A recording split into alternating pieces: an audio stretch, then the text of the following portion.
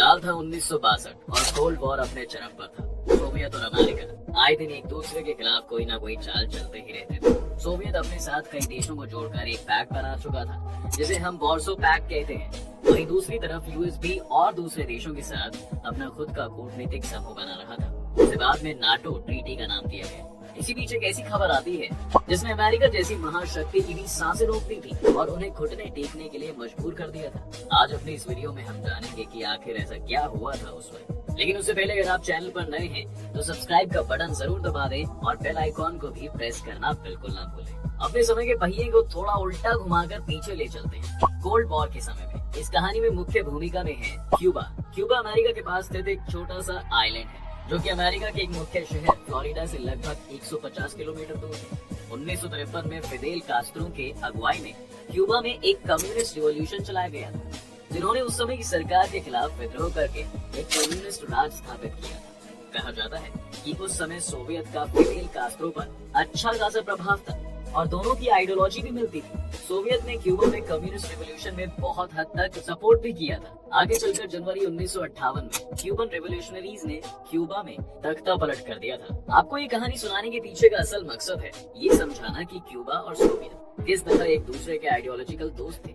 इस कहानी के पीछे की एक बड़ी वजह यह भी है कि अक्टूबर 1960 में फिदेल कास्त्रो के सत्ता में आने के बाद यूएस क्यूबा के साथ एम्बार्गो की घोषणा कर देता है, जिसका सीधा सीधा मतलब यह हुआ कि अब यूएस क्यूबा के साथ कोई भी इकोनॉमी या बिजनेस एक्टिविटी नहीं करेगा। यही नहीं, यूएस ने अब नई क्यूबन सरकार को रिकॉग्नाइज करने से भी मना कर दिया था। आज जिस तरह यूक्रेन के मामले में विश्व की दो महाशक्तियां अमेरिका और रूस आमने सामने हैं, उसी तरह 1962 में भी ये दोनों न्यूक्लियर पावर वाले देश आमने सामने आ गए थे।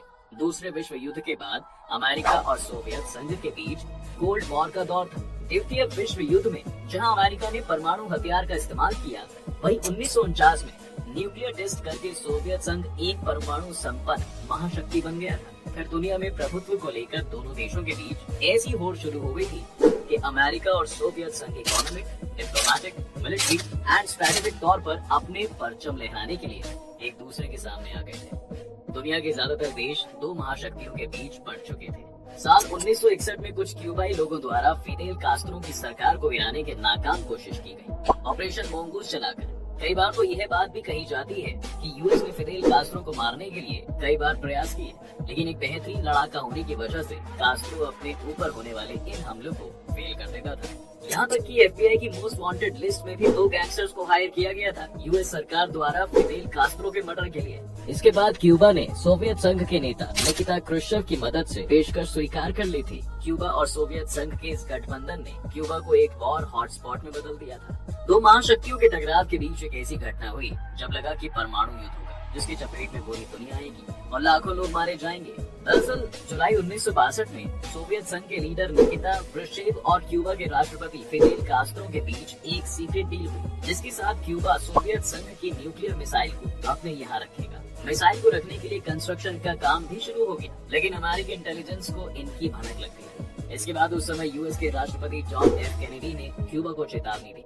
14 अक्टूबर 1962 को एक अमेरिकी विमान U-2 ने क्यूबा से कुछ तस्वीरें ली, जिससे साफ हो रहा था कि वहाँ पर रूसी मिसाइलों को रखने के लिए निर्माण कार्य चल रहा है। ये मिसाइलें यूएस के कई हिस्सों में पहुँचने में कैपेबल थी। पेंटागन ने जब इन तस्वीरों को व्हाइट हाउस भेजा तो हड़कंप मच गया। राष्ट्रपति कैनेडी ने अपने सिक्योरिटी एडवाइजर्स को इमीडिएट बैठक बुलाई और उनसे इस हालत से निपटने के लिए एक प्लान तैयार करने के लिए कहा। जिस जगह पर ये परमाणु मिसाइलें तैनात की गई थी, अमेरिका का फ्लोरिडा तट वहाँ से महज 150 किलोमीटर की दूरी पर स्थित है। अमेरिका की नाक के नीचे सोवियत संघ ने परमाणु मिसाइलों का जखीरा जुटा लिया था और यहाँ से अमेरिका के बड़े हिस्से पर हमला किया जा सकता था। इतिहास में इस घटना को शीत युद्ध के सबसे नाजुक लम्हों में से एक क्यूबन मिसाइल क्राइसिस के रूप में याद किया जाता है। यूएस के सिक्योरिटी एडवाइजर्स ने उस समय राष्ट्रपति को उन जगहों पर हवाई हमले करने और फिर क्यूबा पर सैन्य कार्रवाई करने की सलाह दी, लेकिन कैनेडी ने 22 अक्टूबर को सिर्फ क्यूबा को नेवी से चारों तरफ से घेरने का आदेश दिया। उसी दिन कैनेडी ने ब्रशटीव को एक लेटर भी लिखा। कैनेडी ने लिखा कि क्यूबा में मिसाइल के लिए बन रही कंस्ट्रक्शन साइट्स को रोका जाए और मिसाइलें तुरंत वापस सोवियत संघ भेजी जाए। 24 अक्टूबर को क्रुश्चेव ने कैनेडी को चिट्ठी लिखी और कहा कि अमेरिका अपनी नौसेना को क्यूबा से तुरंत हटाए, नहीं तो सोवियत भी अपनी नौसेना भेज रहा है। और अब मामला बहुत गर्म हो चुका था। दोनों देश एक दूसरे के सामने साक्ष्य रूप से खड़े हो गए। दुनिया भर के अखबारों में अब सुर्खियों का बाजार गर्म होने लगा था और लोग कहने लगे थे कि पूरी दुनिया एक बार फिर से विश्व युद्ध के मुहाने पर आ खड़ी हुई है। इस बीच अमेरिका विमानों ने एक बार फिर से नई तस्वीरें ली। तस्वीरों से पता चला कि कंस्ट्रक्शन का काम अब पूरा हो चुका था और न्यूक्लियर टिप मिसाइल्स अब ऑपरेशन मोड में तैयार थी। यानी अमेरिका पर कभी भी सोवियत संघ का परमाणु हमला हो सकता था। समस्या का कोई समाधान ना निकलता हुआ देखकर अमेरिकी सेना और परमाणु हथियारों को किसी भी वक्त हमला करने के लिए अलर्ट पर तैयार रहने का आदेश दे दिया गया। अब चीजें बहुत तेजी से बदलने लगी थी। वार्ताओं का दौरा अब लगातार चालू था। जैसे ही ये खबर क्यूबा के प्रधानमंत्री फिडेल कास्ट्रो तक पहुंचती है, वो सोवियत संघ को एक चिट्ठी लिखते हैं जिसमें वो कहते हैं कि अमेरिका उन पर कभी भी अटैक कर सकता है और इस बात की बहुत आशंका है कि इस बार यूएस क्यूबा पर पूरी तरह कब्जा करने का प्लान कर रहा है। इस चिट्ठी में उन्होंने इस बात का भी जिक्र किया था कि यूएस के कुछ करने से पहले ही क्यूबा और सोवियत को यूएस में एक न्यूक्लियर अटैक कर देना चाहिए। बीच में एक समय तो ऐसा भी आता है कि जब सोवियत की एक सबमरीन B-59 जो कि उस दिन क्यूबा की रक्षा करने के लिए वही समुद्र में तैनात थी, यूएस इस सबमरीन पर हमला करना चालू कर देता है। सबमरीन के अंदर हड़कंप मच जाता है और सोवियत ऑफिसर सब बचने के लिए नए नए तरीके ढूंढने लगते हैं। इस पूरी घटना में खास बात यह थी कि इस सबमरीन में न्यूक्लियर मिसाइल भी लगी हुई थी और इन्हें सोवियत सरकार की तरफ से पूर्ण आदेश था कि ये इस मिसाइल को स्थिति खराब होने पर यूएस की तरफ कभी भी अपनी मर्जी से चला सकते थे। इस सबमरीन में उस दिन जो न्यूक्लियर मिसाइल थी उसकी इंटेंसिटी का हिसाब लगाया जाए तो वह उतनी ही खतरनाक थी जितनी हिरोशिमा पर गिराए गए बम की थी। 26 अक्टूबर को ब्रशेव ने फिर कैनेडी को एक संदेश भेजा जिसमें कहा गया कि वो मसले को पीसफुल तरीके से सुलझाने के लिए तैयार है। अगले ही दिन 27 अक्टूबर को ब्रशेव ने एक और लेटर भेजा जिसमें लिखा था कि वो अपनी मिसाइलें तभी हटाएंगे जब अमेरिका तुर्की से अपनी जुपिटर मिसाइल हटाएगा।